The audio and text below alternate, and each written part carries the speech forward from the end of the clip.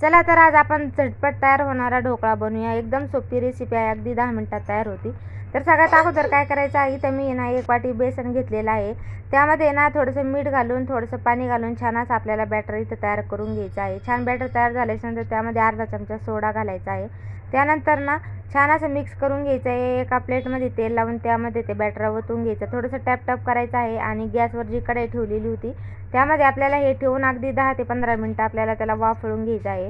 हे वाफळत आहे तोपर्यंत आपण तडका बनवूया. तडका बनवण्यासाठी तर मी 1 वाटीमध्ये तेल घातलं आहे. त्यामध्ये जी मोहरी घातली, मोहरीला छान तडतडू दिल्यानंतर मिरच्या घातल्या आणि कोथिंबीर घातली. छान आपला इथं तडका तयार आहे. आता 10 मिनिटं झालेत आहे आणि आपला ढोकळा इथं छान असा परफेक्ट तयार झालेला आहे. थंड झाले की त्यानंतर आपल्याला एका प्लेटमध्ये काढून घ्यायचा आहे आणि मस्तपैकी कट करून घ्यायचा आहे. कट झाले की जो आपण तडका बनवलेला होता ना तो त्यामध्ये घालून घ्यायचा आहे आणि बघू शकता मस्त असा ढोकळा तयार आहे. व्हिडिओ आवडल्यास लाईक करा, चॅनल सबस्क्राईब करा.